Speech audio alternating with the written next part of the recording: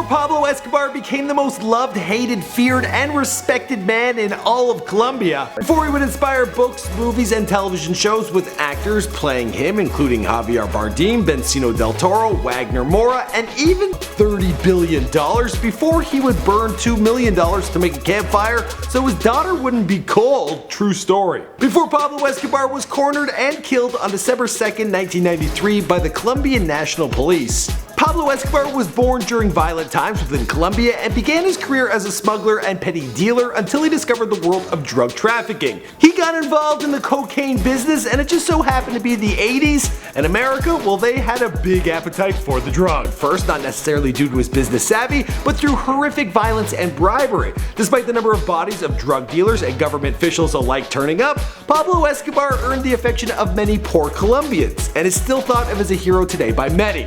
With his drug empire supplying as much as 80% of the cocaine to the United States, he became public enemy number one and was the most wanted man in the world, but also one of the richest. What's going on, guys? My name is Michael McCrudden, documenting the life and career of Pablo Escobar, here for you on Before They're Famous. We've also made this video in Spanish if that's your preferred dialect, so be sure to check out the Spanish equivalent of this channel. It's titled ES Michael McCrudden. Hola, mi nombre es Ailed y esto es antes de que fueran famosos, documentando la vida de los polinesios antes de la fama. Como siempre, no olviden decirme de quién quieren que hablemos en nuestros próximos videos. This video has long been requested, so we're happy as always that we're finally getting it done, and be sure to let me know in the comments down below who you want me to document next. Also, shout out to Notification Squad, you guys that watch these real early.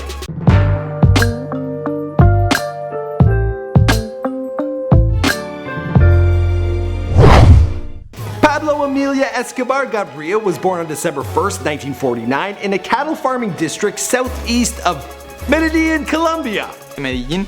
I know, I'm probably not saying it right, and that word's in this script like 100 times. Now, he is the third of 7 brothers born to Abel de Jesus Escobar Echeverri, a peasant farmer, and Hermilda Galvari Barrerio, a school teacher.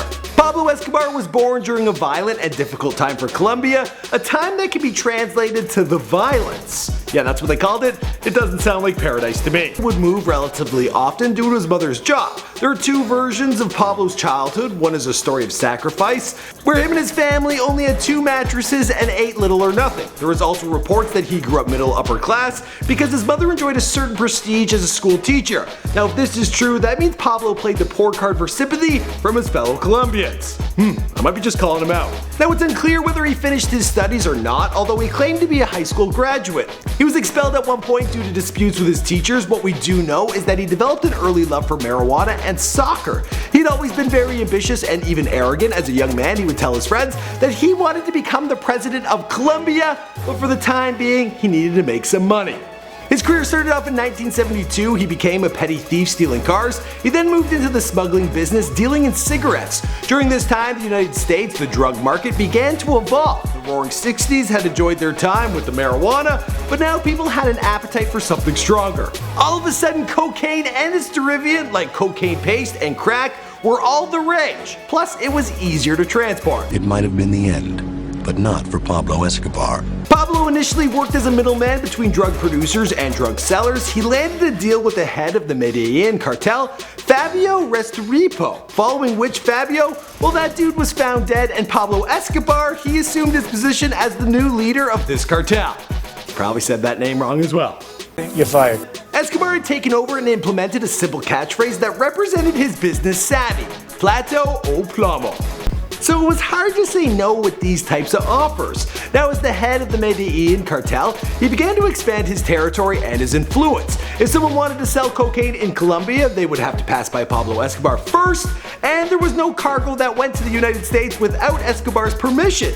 He bought a fleet of planes that he used for carrying the drugs to Mexico or the Bahamas and then to the United States. Now, Pablo knew that he could bribe and control the Colombian government, but was fearful of extradition to the US. This doesn't mean he didn't set up business in the land of opportunity and apparently had 19 laboratories and 8 landing tracks for his planes. Oh, also, he had a mansion in Miami. In 1976, Pablo Escobar, he fell in love with a girl much younger. When they had met, she was 13 and he was 24. By the time she was 15, well, they were newlyweds, and together they would have 2 children. He built a ranch called Naples from where he would coordinate all the movements of his organization. This ranch had several pools, an airport, a helipad, several motorcycles, race cars, and a zoo with all different types of species. It was also the location for many an elaborate party, but you wouldn't want to get caught stealing any of his silverware. He would torture and kill people, and it was the place where he planned every movement for his operation because, well, it was $1 billion organization. So he wanted to keep it all close to home. And he couldn't trust anyone, obviously. Or I guess he'd just kill them. With so much money coming in, Pablo was generous with the people of his organization, also with the poor. He built hospitals, churches, and handed out cash. The combination of him being a hero to the poor and a villain to the rich, well, it made him untouchable. He was attempting to clean up his image and tried his hands at politics in an effort to protect himself from being extradited to the US. During 1982, Pablo Escobar would be elected as alternate to the Senate. He was getting close to his initial dream of being president, and he sat with Colombian politicians. But soon he was called out for his drug empire, and the dude who called him out, well, that guy was quickly killed. From there, Pablo, well, he would bow out of the spotlight. Escobar's business was booming throughout the 80s with him banking billions of dollars. Well, he probably didn't actually go to a bank, but he had billions of dollars. Forbes listed him as the 7th richest man in the world in 1989, and the guy had enough money that apparently he burned $2 million just so his daughter wouldn't be cold. Must have been a really cold night. Yeah. Pablo would come and go through the US using a fake passport. He had dealings with the mob. His violent tactics were implemented into the States, but the man also enjoyed some downtime. Here you can see him taking a photo in front of the White House. Yeah, the man was literally untouchable. But to keep control of his empire, his violent tactics, they only escalated, and he was responsible for bombing the Colombian capital, killing presidential candidates, ministers, judges, chiefs of police, newspaper editors. He even kidnapped relatives of the wealthy and the elite. Oh yeah! He was also behind an airplane bombing, and that killed 110 people. The streets of America were facing their own crack cocaine epidemic with bodies lining the streets and gang violence at an all-time high. Following the plane bombing linked to Pablo Escobar, well, the Americans, they decided to step in. They said enough was enough. They didn't like the cut of his jib. Or the cut of his crack, I don't know. Pablo Escobar persuaded several Colombian politicians to prohibit his extradition through force. Then he built a lavish mansion named the Cathedral, where he lived after surrendering himself to the government. Oh yeah, and this cathedral, well, it was a lavish mansion. He was living good. And while he was there, he still took charge of his criminal activities. So everything was great. Just, couldn't go for a drive. A year later, in July of 1992, Escobar was exposed for more criminal activities, and the government decided to charge him, but this time they were going to send him to a more conventional and secure prison. But when he found news that they were after him, well, the guy just fled.